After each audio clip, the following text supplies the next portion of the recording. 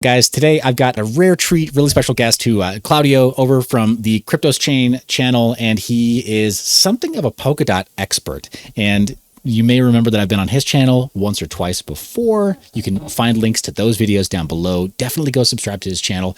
But we're going to have a brief chat and an overview.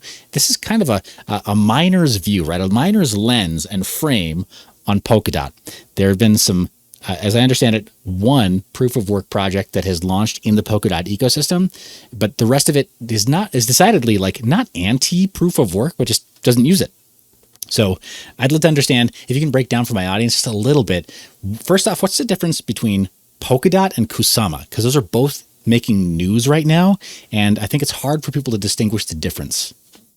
Absolutely. First of all, thank you very much for having me on. It's a great pleasure to be here.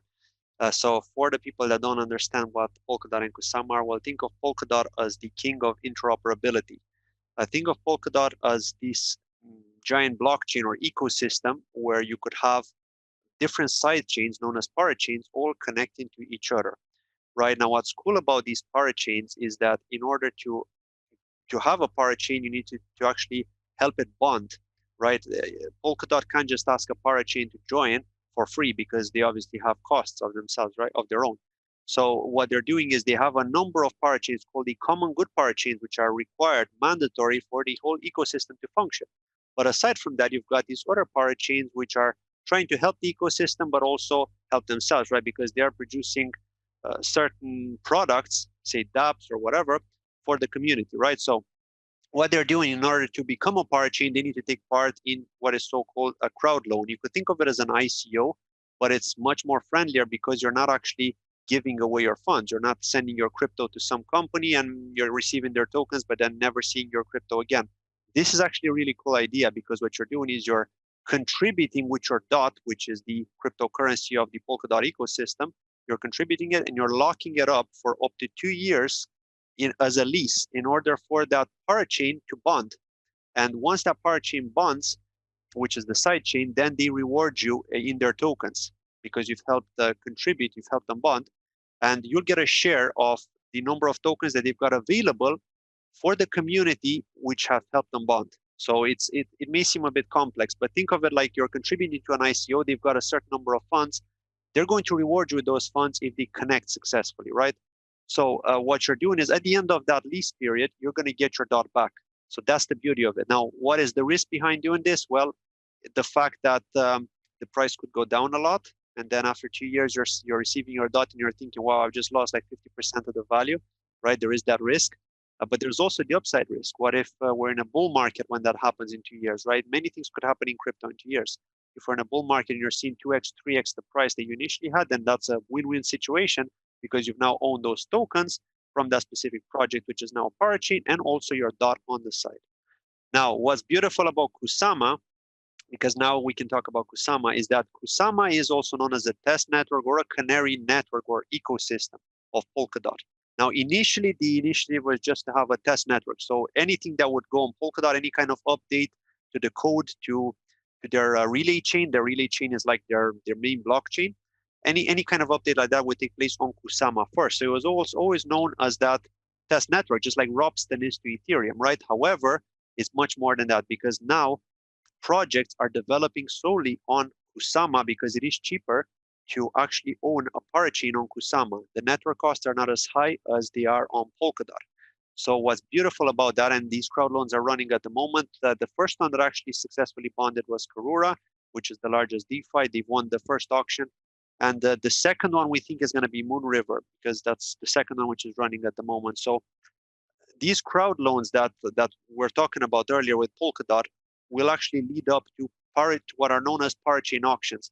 So what you do is you're bidding you're contributing in the crowd loan, which is like the token sale, but then later on a specific date, they kick off the actual auction. So you can start contributing more during the auction and to help them bond. So what they're doing is they're merging all their contributions from the crowd loan together with what they're getting from the bidding. And then based on that, at a random block time, it's not set in stone, right? It is running for 7 days on Kusama, but it could end after 1 day, could end after half a day, could end after whatever days. The winner is decided. So basically the project that has the largest amount of Kusama that has been contributed to them is going to be the one that's successfully bonding as a parachain. So that's probably a mouthful. I don't know if that made any sense. No, that's extremely helpful, and that really helped explain to me what's going on with Kusama right now, because I keep hearing Kusama being brought forward, and my last understanding of it was like, well, I thought Kusama was a test net. I thought it was like a bit like Grapston, like you said. So like, who would want to, like, why would that matter? Like, why would people be talking about it? And the fact that projects are actually building on it because of lower fees, that's starting to make a lot more sense to me now. Exactly. And what's also interesting is the fact that Gavin Wood, who's the co-founder of Polkadot and Kusama, is actually thinking, his idea and in his mind is that in the near future, he's going to make the two ecosystems connect to each other. So that's awesome. Like, you already have a system of interoperability, which is Polkadot. Then you're going to have Kusama, and then eventually the two are going to connect. So all the dApps that are on Kusama that couldn't go on Polkadot because of the cost will be able to interact with other dApps on Polkadot. So how awesome is that? Yeah, and very cool. let's not forget about the lockups. So on Kusama, when you're participating in these crowd loans, also known as like kind of like token sales, you're locking your Kusama up for up to 1 year or 48 weeks. It's actually less than a year. It's exactly 48 weeks. So we're talking about 11 months. And at the end of the 48 weeks, you're going to get your Kusama back. Whereas on Polkadot, it's 2 years, right? But what's awesome is that you've got this lockup period. So that means you're getting all these Kusamas are locked up, which means they're taken out of circulation, which then drives the price of Kusama up, and the same for Polkadot. So it's just ingenious, right? If you think about it, like, it's what they thought of, like the whole idea, right? Interoperability, locking up tokens so you can't sell, but at the same time you're leasing them, so you're going to get them back, and that's going to drive up the price, of course. So that's a win-win for those who don't want to bid but want to maybe trade, speculate, whatever. And then you're getting this opportunity, right? You're getting those free tokens as well from these projects. So what could people actually complain about here, right? They're just Yeah, no, that's awesome, man. That's awesome. I think so. For my audience, I think the thing that they will complain about is they're going to say, like, so can I mine it? Can I make my GPUs earn some for me? But I see what you're saying. It's funny. We mentioned off camera that Alex Hatum, a well-known member of the Polkadot community, and sort of, I think he's not actually part of any core leadership per se, as much as just a bit of a community leader, and really good guy. I interact with him on a regular basis over on Clubhouse, and I keep hearing a bit about Polkadot, but we never really do like dedicated Polkadot sessions. And so I was like, you know what? I'm going to hit up Claudio. I'm going to ask him. He'll know. So yeah, I appreciate you giving that clarity. And yeah, that's super, super helpful. Now, you mentioned before, and I brought this up in a live stream recently, that one of the issues with proof of work coins that haven't had an exchange listing event happen is that it's hard to understand how they'll counter trade, how they're counter valued. And so holding on to, say, like, we call it spec mining bags for too long winds up being kind of a dud, right? It winds up being a sunk cost into the price of electricity for mining those coins. It's very easy to lose your shirt on projects like that. And I think you mentioned that there was a proof of work project that launched on Polkadot. This is Karura, yes? Kulupu. Kulupu, I'm sorry. So that's the thing. Yeah. There's a bit of a naming convention in the Polkadot ecosystem that is confusing to me sometimes. No. But Kulupu, that it was CPU mineable. I think it used the same algorithm as Monero, and that's right, yeah. And it was very profitable for a time, or it appeared very profitable at a time, but it was being valued via OTC trades, not an exchange listing. So exactly. Yeah, they're on a centralized exchange, but it's just so small that people are just not really trading on there. It lacks liquidity. So if miners want to sell, they'll struggle to sell because there aren't enough buyers. So they'll end up selling into the buy orders, which would take the price much lower. And then you get into that vicious cycle where, miners are selling. They keep on sending these proposals, submitting new proposals for the community, because the beauty of democracy on Polkadot and Kusama, which is another topic that I didn't talk about, is that basically developers can submit a proposal for a code change. Say, for example, in the case of Kulupu, they can submit a proposal to change the mining reward, so the block reward for each block that gets mined. And in that case, it gets halved or whatever, or it might get halved from a specific block time. And the community would say, okay, yeah, we're voting with our Kulupu against that proposal or with that proposal, right? So most of these proposals tend to get approved because the community obviously wants to drive the price up at the end of the day, right? But what ends up happening is that these things keep on changing all the time, but they're not taking any action in terms of the actual exchange listing. So that's hurting the price, obviously, of the project.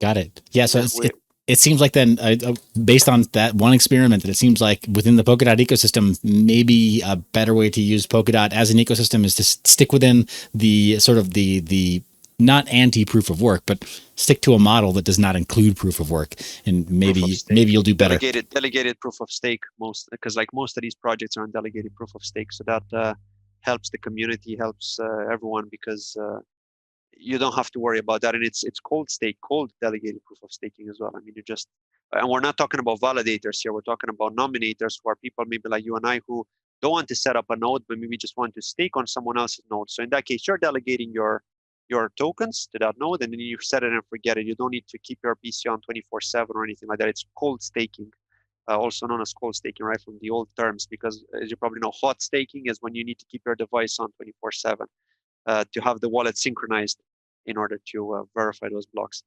But yeah, I mean, it is what it is, and hopefully at some point they're going to find a solution to this, maybe some sort of mixed mixed consensus algorithm between proof of work and proof of stake, because I know that there are projects out there that do something like that. So maybe Kulupu could think of something like that, or other projects who might want to build on Polkadot or Kusama in the future might want to think of something like that. But yeah, definitely not be 100% proof of work if you don't have the funding to list on larger exchanges and have that liquidity for the miners.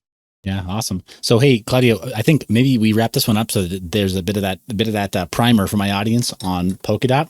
Where can my audience find you outside of course, the links to your channel, which are in the description below? Where are you most responsive as far as people getting a hold of you to ask questions or to learn more about Polkadot or learn more about your content? Yeah, absolutely. On Telegram most of the time, and also on Twitter. So you can find me at CryptosChain with a K on both Telegram and Twitter. So yeah, feel free to DM me there.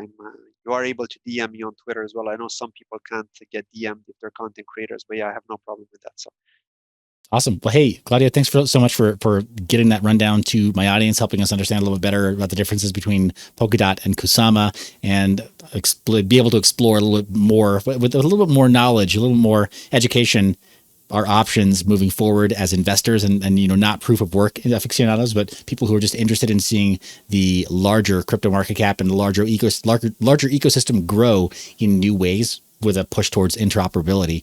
Guys, with that, I'm going to go ahead and I'm going to roll the exit. Guys, thanks for watching to the very end, and I will see you in the next one. Thank you so much for watching all the way to the end of the video. If you want to be notified of videos like this in the future, first off, click subscribe, press the bell icon. Additionally, you can sign up for the Mind Your Biz email newsletter. That'll give you exclusive access to certain freebies, notifications for deals within the cryptocurrency mining space, as well as some of our flash sales for merchandise, which you can buy with cryptocurrency. That's right. It's the only cryptocurrency merch that you can buy with cryptocurrency. We practice what we preach. As always, thank you so much for watching. You're the reason I make this media. I love your face, and I will see you in the next one.